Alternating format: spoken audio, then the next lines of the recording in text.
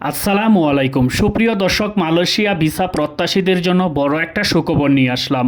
অবশেষে খুলে গেল মালয়েশিয়ার সকল সেক্টরের ভিসা। আপনারা অনেকেই জানেন বাংলাদেশ এবং মালয়েশিয়ার যৌথ কারিগরি বৈঠক শেষ হয়েছে। আর এই বৈঠকের মাধ্যমে কি সিদ্ধান্ত এসেছে, এই বিষয় নিয়ে সাংবাদিকদেরকে কি বলেছেন লুৎফর রহমান সিদ্দিকী, তা নিয়ে থাকছে আজকের এই ভিডিওতে। তাই ভিডিওটি অনেক গুরুত্বপূর্ণ হতে চলেছে, তাই ভিডিওটি না টেনে সম্পূর্ণ দেখতে থাকুন। নিত্য নতুন এমন ভিডিওর আপডেট পেতে মিস্টেক পয়েন্ট ইউটিউব চ্যানেলটি সাবস্ক্রাইব করে পাশে থাকার বেল আইকনটি অন করে রাখুন, সবার আগে আপডেট নোটিফিকেশন পেয়ে যাবেন। অলরেডি সাবস্ক্রাইব করে থাকলে আপনাকে অসংখ্য ধন্যবাদ। তো চলুন শুরু করি আজকের ভিডিও। বাংলাদেশে অনুষ্ঠিত হওয়া মালয়েশিয়ার যৌথ কারিগরি বৈঠকের মাধ্যমে যে সব সিদ্ধান্ত হয়েছে তা নিয়ে সাংবাদিকদেরকে জানিয়েছেন লুৎফর সিদ্দিকী।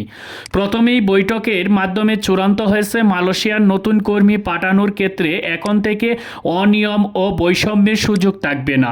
পূর্বে যেসব অনিয়ম দুর্নীতি ছিল তাহা আর থাকবে না। প্রায় 18,000 নথিভুক্ত পুরাতন কর্মীদের সবার আগে পাঠানোর ব্যবস্থা করা হবে। সেই কর্মীদেরকে দুইটি ধাপে পাঠাবে। সকল অনিয়ম এবং বৈষম্য দূর করতে প্রথম ধাপে 8,000 কর্মী সরকারিভাবে বয়েসেলের মাধ্যমে পাঠানো হবে। বাংলাদেশের অতি সংখ্যক রেকর্ডিং এজেন্সি থাকার মালয়েশিয়া আপত্তি জানিয়েছে। মালয়েশিয়ার পক্ষ থেকে জানানো হয়েছে তারা কম সংখ্যক রেকর্ডিং এজেন্সির মাধ্যমে কর্মী নেওয়ার আগ্রহ প্রকাশ করেছে। ইতিপূর্বে অন্য দেশের শ্রমিকদের জন্য মাল্টিপল এন্ট্রি ভিসা চালু আছিল, কিন্তু বাংলাদেশিদের জন্য সেই সুযোগ ছিল না। এখন থেকে যেন মাল্টিপল এন্ট্রি ভিসার সুযোগ বাংলাদেশিদের জন্য তৈরি হয় এবং মাল্টিপল এন্ট্রি ভিসা দেওয়ার জন্য আন্তঃমন্ত্রণালয়ে বৈঠক করেছে মালয়েশিয়া।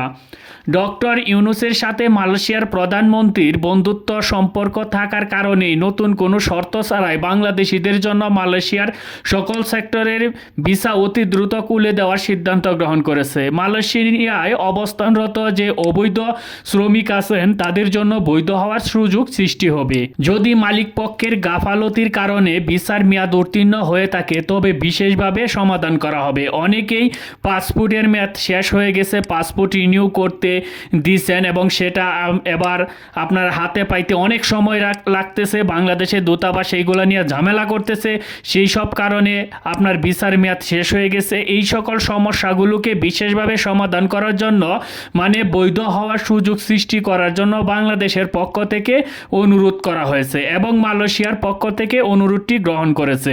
সুপ্রিয় দর্শক, আশা করি কিছুদিনের মধ্যেই মালয়েশিয়ার সকল সেক্টরে ভিসা ইস্যুর প্রক্রিয়া শুরু হয়ে যাবে।